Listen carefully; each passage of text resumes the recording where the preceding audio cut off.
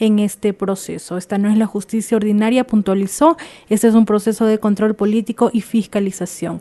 En este momento, al frente, en la conducción de la sesión plenaria, se encuentra la asambleísta Natalie Arias, vocal del CAL, quien otorga el uso de la palabra a un nuevo asambleísta. Los colegas asambleístas, en este día se trata del asambleísta Fausto Jarrín. Una vez más, que ser testigos de la miseria humana que envolvió la mayoría de los actos del Trujillato que ahora están por aquí defendiendo. Claro que es legal la consulta y el derecho de los pueblos a decidir, pero no es legal ponerse sobre la Constitución, queridos colegas asambleístas. No es legal creerse todopoderoso, andar nombrando encargados para perseguir a los opositores políticos. Nada de memorias cortas, nada de pigmeos intelectuales. Aquí hemos venido a escuchar a un sinvergüenza como Pablo Celi. Hemos tenido que escuchar 3 horas y luego 1 hora más de una oda al cinismo, queridos colegas asambleístas. Pablo Celi se presenta hoy, Pablo Celi el corrupto, también legado del Trujillato, igual que Íñigo Salvador, el procurador que se allana a las demandas internacionales y que defiende a las transnacionales en detrimento del Estado ecuatoriano.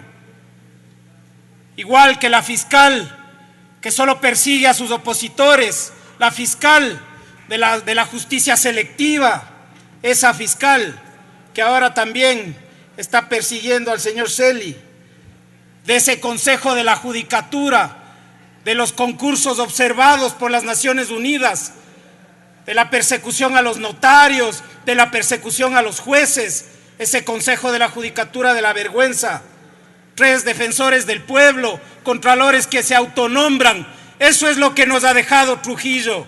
Y aquí vienen a hacerle odas a ese circo que representa el transitorio para el país y la destrucción de toda la institucionalidad que estaba generándose, que estaba creciendo, con mucho por aprender, por supuesto, con mucho que mejorar, por supuesto, pero la destruyeron por odio, a un proyecto que estaba en contra de las élites, que ahora aquí vienen a llenarse la boca. Que fue legal, dice Pablo Celi, su paso por la Contraloría. A la fiscal sí le presentan las acciones de personal que desaparecieron. Habrán desaparecido quizá en el autoatentado de la Contraloría, donde además luego le culparon a jóvenes del movimiento indígena de Cotopaxi. Cuidado, se olviden de eso, compañeros de Pachacuti. Quien inició ese proceso fue denuncia de Celi. Así que no le consideren amigo a ese sujeto.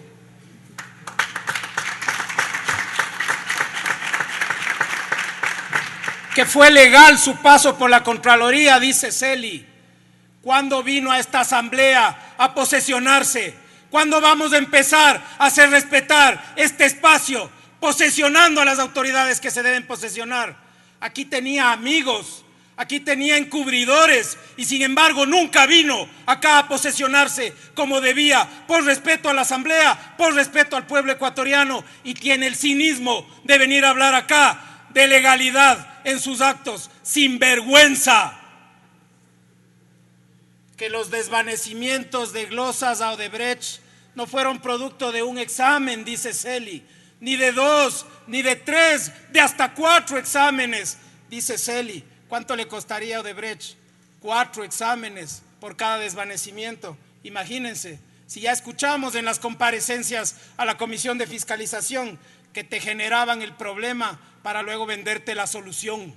Todo el país escuchó eso. A nadie le falta ese conocimiento, así que ahora le vamos a poner cara a esa corrupción de Celi y la Contraloría, aupada por varios medios de comunicación, aupada por el gobierno de Lenín Moreno y por muchos que están ahora aquí.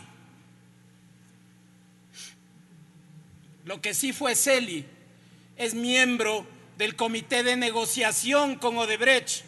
Les pregunto, colegas asambleístas, ¿alguno de ustedes conoce qué se consiguió en ese comité? ¿Cuánto dinero recuperaron Celi sentado junto a Diana Salazar e Íñigo Salvador negociando con la corrupción, mientras además eran acusadores en el caso Sobornos? 2 días después de esa mesa estaban sentados en la audiencia de juicio jueces y parte, impulsados por el Trujillato, defendidos por muchos de ustedes que ahora sueñan con Correa. Si no le nombran a Correa, no existen. Estamos juzgando.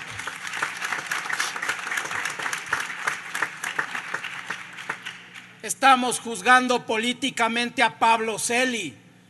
Inauguren la decencia, no a Rafael Correa.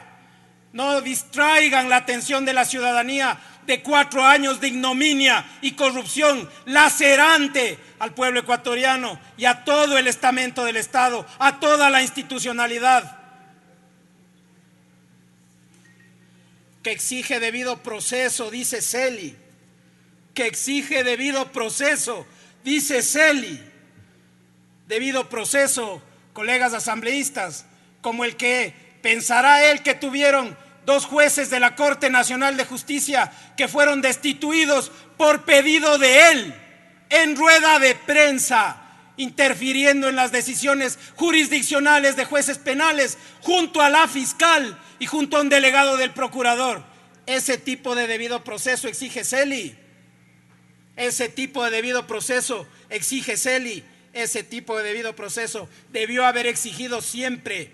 No cuando aplaudían los allanamientos y las órdenes de prisión a la madrugada contra los miembros de la Revolución Ciudadana, que muchos de ustedes aplaudían y siguen aplaudiendo y siguen defendiendo por la fuerza de las circunstancias, ¿cierto? O por influjo psíquico, ¿cierto? Jamás con pruebas reales, farsantes.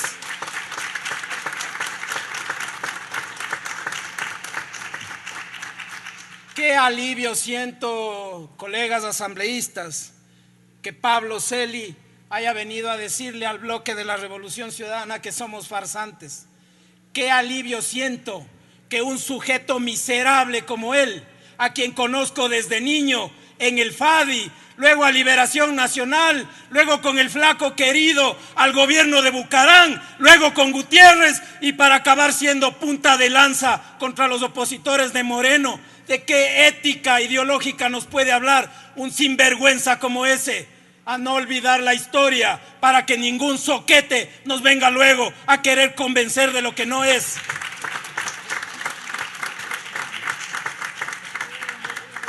Que defendía la democracia, dice Celi.